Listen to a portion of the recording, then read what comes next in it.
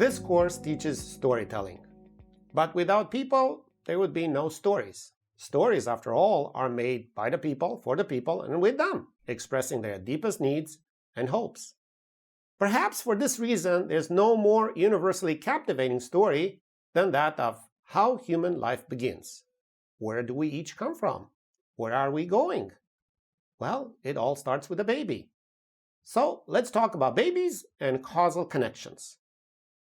For generations, parents all around the world have sought ways to explain to their children where babies come from. For all kinds of reasons, the topic was veiled in the shrouds of euphemism or fiction.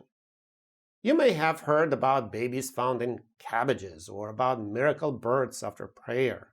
Across cultures, however, the idea that storks bring babies was used liberally as a response to the child's question, "Mommy, where did I come from?" At first blush, the fictitious story of storks bringing babies might be just that, a story. But, as Professor Robert Matthews of Aston University has shown tongue-in-cheek, one may in fact bring some empirical evidence in support of this hypothesis. Looking at the problem in a statistical sense, he found that there is an unexpected variable correlated with the number of babies born in late 20th century Europe. That variable is number of storks. Well, storks, yes, as those in the Pixar animation movie. This is a trick, right? Well, yes and no.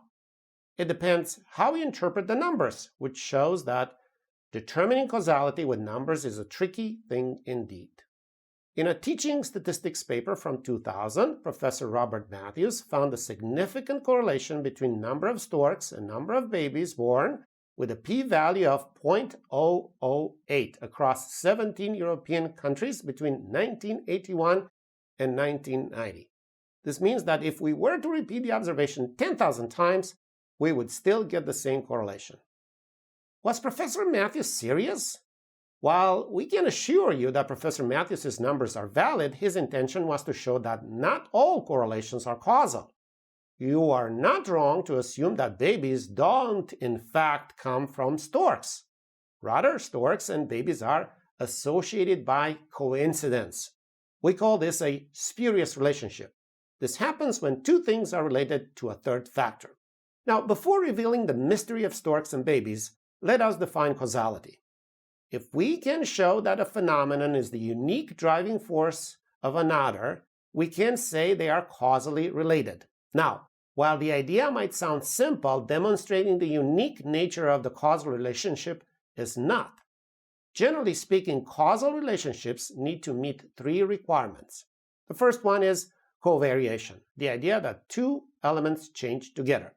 We saw this in the stork example. If more storks correspond to more babies and less storks correspond to less babies, the two may be connected.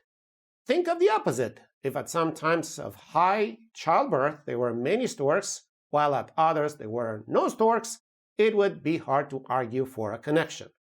But is that enough? If it were, we might have to admit that babies are delivered by storks, at least in Europe. The second requirement for causality states that the cause must precede the consequence. In a famous study that looked at the image of the Earth from space at night, someone observed the stark difference between North and South Korea. The lack of economic development was reflected in the lack of electric power and nighttime illumination. Now, no one would claim that the lack of light itself induced somehow North Korea's economic collapse. It is important to note that temporal order needs some prior knowledge of how the world works. For example, you see fire trucks rushing down the street. There must be a fire somewhere. Yet, you would not think that the firefighters set the fire too, would you? But even if correlation and temporal order were present, this is still not enough. There's one last condition: ruling out alternative explanations. In order to be able to show causality, we should be able to show that our, and not some other simultaneous cause, led to the consequence we're explaining. Or at least we should be able to show that our explanation is the simplest or most likely one. Here, finally, our storks and babies story breaks apart. Both stork arrivals and baby births occur in spring, which simultaneously offers better weather for migratory birds, like storks, and it happens approximately 9 months after the summer, when many human couples take vacations, spend more time together, and choose to enlarge their families. In the presence of better explanations, we must let go of the stork theory, as romantic as it might sound. Granted, we might not always be able to rule out all alternative explanations when defending a causal mechanism, which is why scientific theories are constantly revised and improved as new options are tested. In the context of storytelling, this might be good news. If we can always find new, potentially better causes for unexpected phenomena, there's no such thing as running out of stories to tell. As long as we can reliably challenge an older explanation, we can give our audiences something new to engage with and teach a valuable lesson. We just need to keep looking.